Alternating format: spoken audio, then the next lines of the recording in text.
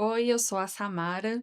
Eu sou médica como profissional, mas eu sou também esposa, filha, irmã, neta, dona de casa.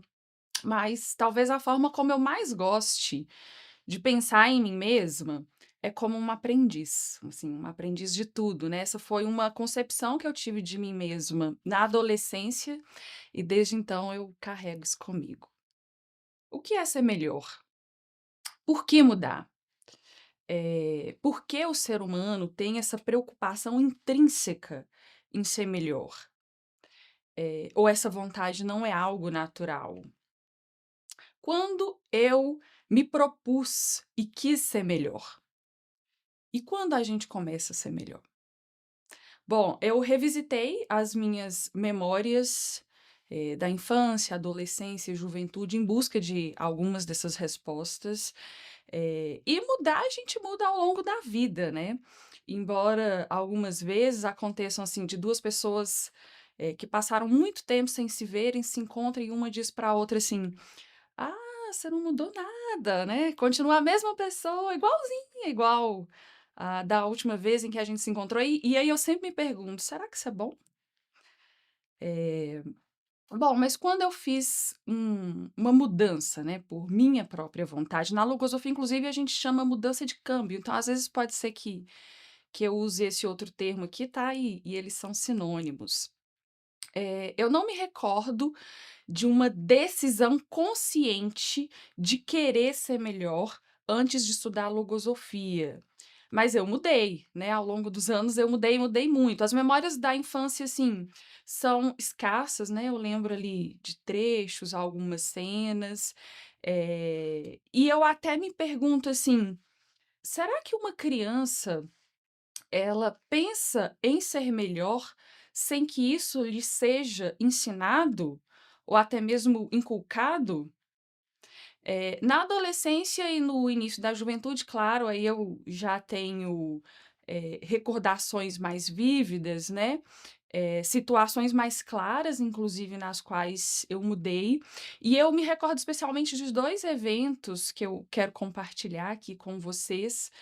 E aí eu vou deixar essa pergunta assim, o que nos leva a mudar? Eu vou falar a minha compreensão um pouco mais para frente. O primeiro evento de mudança, assim, que eu quero compartilhar com vocês foi na adolescência. Eu me recordo de ter passado reiteradamente por algumas situações cujos desfechos me deixavam frustrada, não atendiam às minhas expectativas, né, minavam a minha energia e às vezes eu passava dias, assim, mais cabisbaixa, por causa de alguma desilusão, né, não era algo, assim, tão extremo, mas, por exemplo, a apresentação de um trabalho que não tinha sido como eu queria, o resultado de uma prova, a nota de uma prova, né, que muitas vezes nem era ruim, mas não era a nota que eu queria. E aí eu ficava, assim, desmoronada por causa dessas situações. Me recordo, inclusive, de várias vezes em que eu chorava no colégio por causa desses eventos, e aí o pessoal tinha que entrar em contato com a minha mãe para que ela fosse me buscar, né, e aí eu saía antes do término daquele turno, por causa, né, de toda a situação que foi criada, né. No fundo, eu me recordo que eu ficava até chateada, assim, frustrada com esse tipo de situação, mas era algo que eu não conseguia controlar. Com o tempo, né, isso se repetindo, eu fui me dando conta de todos os prejuízos que essa forma, né, de lidar com a situação, me causava. E aí o que que eu fiz? De alguma maneira lá naquela época, eu me dei conta do tanto que a minha imaginação estava ampliada, né, hipertrofiada, inclusive como que a gente denomina essas situações, assim, na logosofia. Claro que muito disso aí eu entendi, né, e tô dando os nomes agora, depois de estudar logosofia e entender essa situação, né. Mas, naquela época eu passei a controlar um pouco as minhas expectativas, a me controlar, nas nessas ilusões antecipadamente e me concentrar mais nos eventos, né, nos fatos, naquilo que de fato se apresentava e que tinha de real. E com isso eu passei a viver, claro, né, as situações com muito mais leveza, né, desfrutar daquilo que eu estava vivendo de maneira mais feliz. Como eu disse, depois que eu voltei e para compreender um pouco essa situação, hoje eu entendo que a faculdade da imaginação, né, ela é excelente, ela nos permite criar, né, nos permite, enfim, criar projetos, mas quando ela está aumentada, ela nos desconecta da realidade, né. E claro, nessas situações, muitas vezes acontecem da expectativa não ser atendida com a realidade, e aí acontecem esses momentos de frustração. Um segundo momento de mudança, assim, muito importante na minha vida e que eu quero compartilhar com vocês, foi ali da adolescência até início da juventude. Na infância, os meus pais contam que eu era muito dócil, gostava de me relacionar com outras pessoas, né, me socializar, compartilhar os brinquedos. Mas na adolescência eu me recordo que começou ali uma mudança, talvez, de modalidade e que foi se acentuando cada vez mais com o tempo, né. Então era uma modalidade, assim, em que eu queria ter poucos amigos, né, ficar mais restrita ali no meu vínculo de convivência, não gostava muito de socializar, de sair, de conhecer novas pessoas, e foi assim inclusive que eu entrei na faculdade. Obviamente isso tirava de mim muitas oportunidades, né. É interessante que eu me recordo, assim, que eu não gostava nem mesmo de me arrumar. Porque eu não queria chamar atenção, né, eu queria passar desapercebida pelos lugares. Mas, da mesma maneira, houve um momento em que eu entendi o tanto que essa característica estava me prejudicando, né, não estava me favorecendo e me tirando muitas oportunidades. E isso me deixava triste também. Eu precisava interagir com mais pessoas, e houve um momento então, né, foi inclusive um momento bem específico, em que uma chavinha mudou, foi no quarto período da faculdade. E aí eu me propus a cuidar mais de mim, participar de atividades, né, me interessar por aquilo, inclusive, que a princípio nem me interessava, mas me permitir conhecer coisas diferentes. E isso foi interessante, porque foi por causa dessa mudança, inclusive, que eu acho que anos depois eu conheci até a própria logosofia, né, por me permitir conhecer algo novo. Depois de estudar logosofia, inclusive, eu descobri que essa modalidade que eu estava apresentando ali tem um nome. Ela é a propensão ao isolamento e tem uma série de características ali que a define, como por exemplo, ela é alimentada por pensamentos de indiferença, de falta de confiança em si mesmo, nos torna e alimenta, inclusive, o egoísmo, porque nos distancia das demandas de outras pessoas, enfim. E todo esse conhecimento, né, tem me sido muito útil, não só para eu conhecer um pouco mais de mim mesma, né, tomar consciência desses processos de mudança pelos quais eu passei, mas também até para auxiliar outras pessoas, né. Às vezes, reconhecer um pensamento que tenha afinidade, semelhança com essas características e esses pensamentos que eu apresentava lá atrás, né, e poder colaborar, enfim, com essas pessoas. O que essas experiências têm em comum? Lá atrás eu fiz a pergunta sobre o que nos leva a mudar. E em ambas as experiências, teve um fator aí que eu destaco em comum, que foi o sofrimento, né, o desapontamento, os resultados ruins, mas obviamente a gente não muda só por isso, tem outros fatores que nos levam a mudar. Inclusive, a própria consciência da necessidade da mudança. Onde a mudança começa?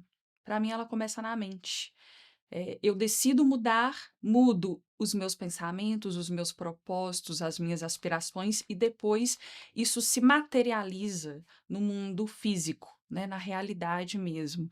E esse domínio desses processos que acontecem na mente, né, esses câmbios, essas mudanças que acontecem na mente e depois, a materialização delas é um campo experimental que a logosofia tem me permitido aprofundar, né, praticar cada vez mais e ampliar o domínio sobre isso aí.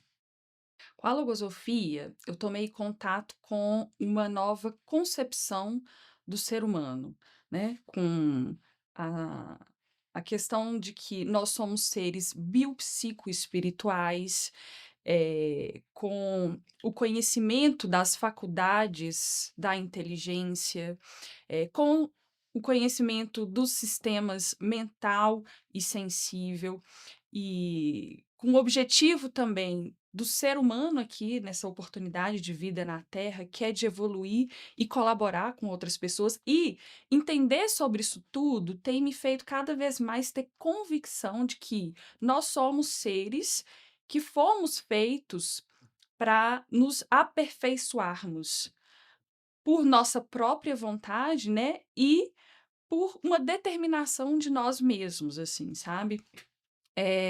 E isso todo esse conhecimento, inclusive, tem me auxiliado a realizar câmbios, né, mudanças de forma, muito mais rápida e com resultados melhores, né. Hoje em dia, vocês devem consentir com isso, claro, eu entendo que as mudanças pelas quais a gente passa, elas não têm que ser motivadas só pelos resultados ruins que a gente coleta ao longo da vida, né. Então tem dois aspectos, assim, nos quais eu tenho concentrado, inclusive, a minha observação, que são, o de reconhecer pensamentos na minha mente, sobretudo aqueles que eu considero que são indevidos, e atuar neles antes que eles tomem forma, né, antes que eles sejam executados, e com isso eu corrijo alguns problemas antes deles mesmo existirem, né, eu corrijo na mente.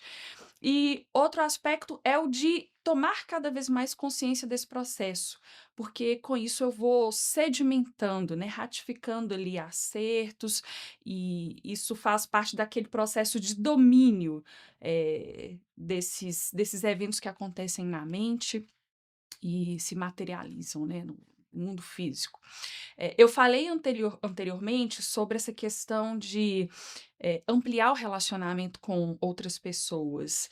E depois de estudar logosofia, eh, tem um campo, né, em que eu tenho me dedicado mais, inclusive, que é não simplesmente conhecer mais pessoas, mas estreitar o laço com aquelas pessoas com as quais eu já convivo, inclusive com os meus familiares. E aí eu passei, né, e tenho passado cada vez mais a enxergar os valores, dessas pessoas com quem eu convivo, respeitá-las mais, valorizá-las mais. E claro, isso aí se repercute no meu convívio diário, né, porque melhorou e tem melhorado cada vez mais. Mas, ainda assim, às vezes, acontece, por exemplo, de eu observar um pensamento, eh, que não é um pensamento bom na minha mente, né, ele exerce pressão ali sobre a minha vontade e me faz reagir, eh em relação a algo que uma pessoa faz ou comenta, e diante desse adestramento de observar esses pensamentos, o que que eu faço? Eu tento controlá-los antes, por exemplo, de falar algo que eu não deveria falar, né, e desagradar outra pessoa, e com isso eu previno, né, eu evito que um problema desnecessário aconteça. Hoje, o que move o meu processo de mudança, os meus câmbios, é um propósito que eu estabeleci para mim mesma, que é o de ser melhor, não somente para mim, mas também para os outros. Porque eu compreendi que esse é um dos trabalhos que o ser humano deve realizar aqui nessa vida, né? Uma oportunidade que a gente tem. E a logosofia tem me ajudado demais nesse aspecto, porque se eu não sei por que eu quero mudar, como mudar, né, as ferramentas que eu utilizo para isso, esse processo se torna muito mais moroso e muito mais difícil, né. Eu gosto de pensar assim: se não fosse para a gente mudar, a gente não nasceria com essa prerrogativa, a gente já nasceria pronto e acabado, né. E com a logosofia eu tenho aprendido um método para mudar e para ser melhor.